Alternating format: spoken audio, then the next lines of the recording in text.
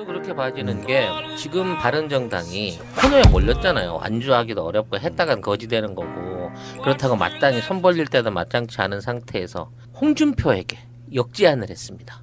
3가지 조건만 맞춰주면 합당하겠다. 이게 박근혜 전 대통령의 탈당, 출당이죠. 본인은 안 할 거니까 강제로 출당시키는 거. 그다음에 친박 핵심들 인적 쇄신. 그다음에 아까 얘기했던 TK에서 살인자보다 못한 배신자다. 이 막말에 대한 사과. 요 3가지 안건을 걸면 우리가 합쳐줄게라고 역제안을 던진 거예요. 바른정당이? 네, 바른정당이. 요거 굉장히 중요한 대목이거든요. 이 상황에서 대승적으로 왜냐하면 그동안 이제 먼저 욕 던진 거는 뭐 유세 과정이었으니까 없지만 지금 대선 후보로서의 첫 제안을 받은 거잖아. 사실 유승민을 끌어안을 수 있다 그러면 지금보다 지지율은 최소한 나는 5%에서 10%까지도 끌어올릴 수 있는 충분히 여력이 있다고 봐지거든. 유승민이 적극적으로 도와주기만 하면. 요걸 받아들인다고 하면 지금에 있는 남풍은 또 전혀 다른 방향으로 다른 경쟁 구도로 돌아갈 수도 있는 상황이 된단 말이에요. 그렇다는 차원 하에서 자 어떤 방식으로 홍준표가 여기에 대합할 생각 필요 없어 니까지 것들 나 혼자 할 수 있어 이렇게 배창을 튕길 것인가 그렇게까지 한다고 하면 내가 한번 고려를 해서 내가 받아들여 볼게 라는 방식으로 이 합당이 이루어지게 된다고 치면 지금 말 그대로 사표 심리 때문에 안철수로 간다고 하는 보수의 표 중에 절반 이상은 도로 다시 원자리로 훅 빨려오는 효과가 있을 거라는 거죠. 이걸 고스톱으로 비유를 하면은 내가 고돌이 패를 갖다가 던진 건데요. 상대방이 먹을 게 없다는 거 알고 던진 거야. 지금 유승민의 패는 그러니까 받을 생각이 홍준표 스타일로 보면 없다고 보고요. 내가 선거 판짜는 사람이라면 새로운 그림 한번 그려볼 거예요. 나는 그러니까 제안을 했다는 명분은 얻는데 그렇다고 그게 그쪽에서 받아들여지진 않을 것이다. 내가 만약에 더불어민주당 선거 기획자라면 새로운 걸 하나 그려볼 거라고. 그게 뭐지? 설마 절대 문재인 안 받아요. 현재로서 안 받을 것 같은데 유승민이 더불어민주당으로 들어와 버리는 거야. 그러니까 설마 그런 류의 합당을 생각을 하는 아니 거야? 그러니까 왜 당대당으로? 당연히 돼야죠. 거기도 한 40석 가까이 되는 정당이니까. 그러니까 내가 여당이 될 가능성이 높은데 합리적 보수를 받아서 굉장히 스펙트럼 넓은 당을 만들 수 있는 제안을 할 수 있다고 봐. 그렇게 되면 사실은 선거 끝나는데. 선거 끝나버리는 거예요. 그러니까 실제로 그렇잖아요. 박근혜 적폐 세력에 대항해서 투표를 했던 사람들이고 또 바른정당 애들은 그 사람들은 전부 다 여권에 몸에 익숙해져 있는 사람들이잖아요. 그러면 어중간한 안철수랑 또는 홍준표랑 합치느니 차라리 이쪽으로 합당을 하는 그런 그림도 한번 그려볼 수 있겠다. 물론 아니 지금 그거를 바른정당에서 그쪽으로 제안을 한다는 거야? 아니면 문재인 쪽에서 그쪽으로 제안을 한다는 거야? 아니 그러니까 그거는 아니 신선하기도 하고 이상하기도 한 그렇지, 그런 제안인데 아니, 좀 다시 좀 얘기해봐요. 그러니까 이거 운동판이라고 생각하지 말고 이게 장기를 놓거나 삼국지 같은 어떤 판싸움이라고 본다면 내가 더불어민주당의 선거 기획자이거나 핵심이라고 한다면 그 사이 물밑자가 파는 거예요. 그래서 결정적인 순간에 바른정당의 유승민 후보가 일단 합당하면 안 돼. 선거 전까지는 유승민 후보가 기존에 있던 자기 기득권 새누리당 출신으로서 역사적인 거 반성하고 문재인 후보를 지지한다 해버리면 된다니까요. 그리고 나중에 차후 문제는 대선 끝나고 이야기하면 되니까 그 방식으로 하는 게 가장 면죄부를 받는 최고의 방법이지 홍준표 밑으로 들어가는 것은 나오는 비가 하나도 없는 짓거리고. 근데 그거는 자칫하면 2번째 배신으로 또 찍혀가지고 오히려 표 유입 효과를 더 줄여버릴 수도 있을 것 같다는 아니 그렇게 생각이 되면 드는데? 어차피 배신자로 찍혔기 때문에 이쪽으로 와서 한 번 더 배신을 하는 거는 그렇게 뭐 그 사람들에게 데미지는 아닐 것 같아요. 근데 솔직히 더불어민주당 입장에서는 120석보다는 160석이 훨씬 좋다. 이거는 매우 있지만 매력적이지. 그건 있으나 그랬다가 지금 내부적으로 또는 외부적으로 니네가 그러고도 무슨 적폐청산을 끝까지 해낼 수 있는 당이라는 그런 슬로건은 맞지가 않는다. 벌써부터 이런 야바위 짓거리를 하느냐라는 욕을 안으로 밖으로 아니, 다 먹을 가능성이 그러니까 높잖아요. 이거는 뭐 앞서가시는 거고 제가 말씀드렸잖아. 선거 전에 합당이랑 상관없이 유승민이 문재인을 지지하는 그런 형태로 물러나준다는 얘기를 하는 거고요. 그건 논란의 꺼니가 없지. 당연히 더불어민주당이 받아준 것도 아니고 하라고 시킨 것도 아니니까 그건 두 번째 문제고. 그냥 내가 그쪽을 지지한다 해버리고 지는 죽는 근데 식으로. 개연성은 있어요. 예를 들어서 유승민만 TK 출신이지 나머지 바른정당으로 간 사람들 대부분 수도권이에요. 맞아요. 그 사람들 입장에서 어차피 박근혜 잔당으로 인식돼가지고 총선에서 투표를 못 받느니 차라리 문재인 지지선을 하는 것이 그들의 존립을 위해서라도 제가 봤을 때는 좋을 수 있다는 이거 거야. 솔깃한데. 그치? 이게 왜냐면. 근데 문재인 안 받을 거라고 내 말은. 아니 그러니까 저쪽에서 그냥 나온 이야기지 나는 안 받아 이런다고. 투항을 받아놓고 나중에 그 농공 행상할 때 최소한 포로 대접만 안 하면 되는 거 아니야. 그러니까 그 2인제급인데 거의 이거. 아. 그러니까 우리는 운동 쪽 차원에서 진보자 가짠다 그런 건 두 번째 문제고 그냥 객관적으로 만약에 판을 읽는 개념이라고 하면 선거 기획자는 우리랑 다른 거잖아. 그 사람들 입장이라고 하면 바른정당에 있는 뭐 책사건 더불어민주당에 보이지 않는 뭐 누구이든 간에 나 잘 모르는 누구이든 간에 판을 그렇게 아직까지 그런 그림 한 번도 없었잖아요. 왜 그러냐면 대세론이었기 때문에 누군가의 합종 면에 생각해 본 적도 없어. 그래서 유승민이 국민의당과 붙을지 자유한국당하고 붙나는 이런 얘기가 나오는 거잖아. 그러니 차라리 제일 센 놈한테 붙는 게 가장 명분에도 맞지. 지역 화합을 위해서라도. 그게 저는 맞다고 생각이 들고 참고하시기 바랍니다. 두 당 관계자 여러분. 왠지 낼름 받을 것 같다는 생각이 든다. 왜냐면 유승민이 아니 홍준표가 왜냐면 홍준표가? 홍준표 생각하기에 얘가 벌써 이렇게 던지는 거 보니까 나 다음은 국민당이고 그 다음은 민주당이겠는데 하는 나름대로의 통박이 올 거 아니야. 뺏기면 안 되겠다. 그러니까 어차피 얘가 어떤 형태로는 합당을 할 마음을 보였기 때문에 내가 얘를 차게 되면 딴 애들이 쥐게 되면 나한테는 더 큰 독이 되니까 이럴 것 같으면 차라리 내가 안고 가야 되겠다는 생각을 할 가능성이 높네. 그러니까 유승민은 받지 말라고 던진 표라니까요. 왜 그러냐면은 대선을 어차피 자기가 들어가도 이길 가능성이 없는 선거에 그당으로 다시 쳐들어가면 자기 색깔 읽고 아무것도 안 돼. 이 사람들은 총선 보고 있는 거고. 근데 받지 말라고 그냥 던졌어. 안 받겠지? 하고 그러나 나는 명분은 쌓았어? 그랬는데 덜컥 그쪽에서 받아버리는 거야. 따당. 이걸 어떻게 해야 되지? 물을 수도 없고. 우리 방송 들었으면 홍준표 100% 받네 이거.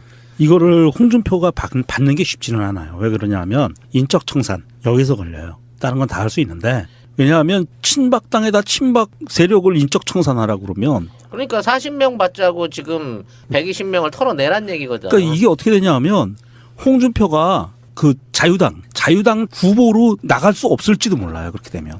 지금 내부적으로 바꿀 수가 지금 있나? 정말 그 쓸데없는 논쟁을 지금 하고 있는 것 같긴 한데 그거 말고 큰 판만 보면 바른정당은 자유한국당으로 지금 기어 들어가거나 합당을 하거나 단일화를 하면 나온 것까지 다 싸그리 무효가 되는 장래 비전없는 짓이고 네. 그들은 지방선거나 총선을 노린다고 하면 그들이 선택할 수 있는 곳은 국민의당만 있는 게 아니라는 이야기를 한번 해보고 싶은 거예요. 그러니까 머리가 좀 좋은 놈 같으면 대부분의 구성원들이 사실상은 수도권이 상당히 많잖아요. 거의 한 과반 이상이 수도권이고 나머지 PK하고 TK 일부가 들어온 건데 문재인 후보가 지금 현재 여론조사마다 다르긴 하지만 TK에서도 1위예요. 그러면 뭐야? 그쪽에 거부감 없다는 뜻이잖아요.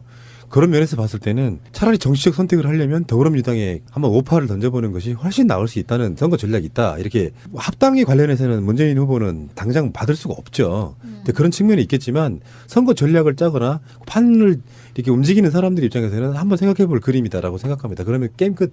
뭐야? 그러면 그 상황에 웃어야 되는 거야? 말아야 되는 거야? 아니 그 중요한 거는 어차피 완주를 못 하는데 내가 어디서도 안 받아줄 입장이라고 치면 가감하게 옥죄할 수 있고 그 다음에 자기가 찾아갈 수 있는 어떤 그 정치적 여력을 남겨놓는 형태로 보면 그것도 현명한 선택일 수 있는 거예요. 그리고 지금 자유한국당 안에서 홍준표가 친박 그룹들 득식을 한 데서 혼자 후보를 나가고 있는데 그 안에 있는 누가 돕겠냐고 홍준표를. 그렇지 거의 없지. 내가 보기엔 그 안에 홍준표 도와서 선거운동 열심히 해줄 놈 없어요. 그 맞춰가지고 선대위원장 뭐 쭉 나오면 보겠지만 내가 봐서 친박이라고 불릴 만한 인사들 누구도 거기에 검역을 안 하고 이름 안 올릴지도 몰라. 그럼 그런 식의 선거운동이 조직적으로 정상적으로 되겠냐고. 그럴 바에야 차라리 지금 있는 애들을 인적 청산 해버리고 유승민네 사람들을 중용을 해가지고 끌고 가는 방식도 가능하고 그렇게 찬밥된 친박들은 자기 돌아갈 둥지 있잖아. 구새누리당. 그러네. 그 길로 돌아가면 되는 거야, 걔들은. 새로 만든 새누리당? 신새누리당. 구새누리당 아니야? 그 새누리당은 없어졌고 새로 만들었잖아요. 태극기당이 새누리당으로. 그럼 뭐 신새누리당이라고 하고 새누리당. 신새누리당이라고 하는 그 당이 있기 때문에 그쪽에 가서 합치면 당면과 지지율과 어버이연합을 그대로 품어 안으면서 국정원까지. 국정원까지 그동안 해오던 정치를 또 펼쳐나갈 수가 있잖아. 그래서 이제 조원진이랑 싸움이 붙는 거야. 어떻게 되는 거야? 문득 예전에 한나라당이 그 쇄신 뭐 이런 게 있으면서 로고를 바꿨는데 뉴 한나라당이라고 로고에 찍혔던 기억이 나는데요. 있어요. 뉴 신새누리당. 그래서 아마 이 신새누리당의 조원진 후보 밑으로 친박 계열들의 적극적인 지지 내지는 당 이동이 있을 수 있다. 이거 전혀 그 농담처럼 생각하면 안 된다는 거죠. 비록 만든 이는 어버이 연합이었으나 그 뒤에 의원 수는 창대한 원내 2당이 될 수 있는 당이 지금 신새누리당인 거예요. 아직은 현실성은 좀 없는 이야기인데 그런 것들이 이제 주는 어떤 정치는 어떤 면에서 보면 정말로 살아있는 한편의 드라마 같은 거예요. 그러니까 지금 현재로 봤을 때는요. 보조금 지급 문제 같은 것도 있고 반납하지 않아도 되는 보조금 나오잖아요. 의석 비리로 해갖고 아직까지는 단일화 얘기 안 나오겠지만 이제 절박한 쪽에서 단일화 제안하겠죠. 뭐 딜을 하면서. 근데 그게 참 재밌는 판이긴 해요. 지금 현재는 보면은 또 합종 연행이라는 게 옛날하고 완전히 다른 선거가 돼버렸잖아요. 대표적으로는 지역 감정 없을 것 같은 느낌이긴 해. 그러니까 압도적으로 막 빨간색 이렇게, 압도적으로 파란색 이렇게 뭐 이런 느낌으로는 안 갈 것 같지 않습니까? 그 조장은 할 것 같아요. 홍준표 입장에서는 가장 좋은 패가 지역 감정 조장해가지고 그 경상도 표를 자기가 많이 받는 그런 거를 시도는 할 거라고 보는데 그러니까, 예. 예. 이미 지역구도는 좀 무너졌다라고. 제가 안철수 후보를 지지하지 않는 이유 중에 하나가 사실은 지역 감정으로 살아남은 정치인입니다. 지금 총선 때 지역 감정 엄청 자극해가지고 호남 홀대론 같은 거 그렇기 때문에 그 지역 감정을 이용하려고 하는 사람들은 굉장히 많을 거예요. 안철수 쪽은 안 그러겠습니까? 그러니까 아까 제가 그런 말씀드렸잖아요. 딜레마라고 호남에서 지역 감정적인 걸 일으키면 반대 영남 쪽에서는 표가 떨어져 나가는데 그런 게 있기 때문에 대놓고는 못 하겠지만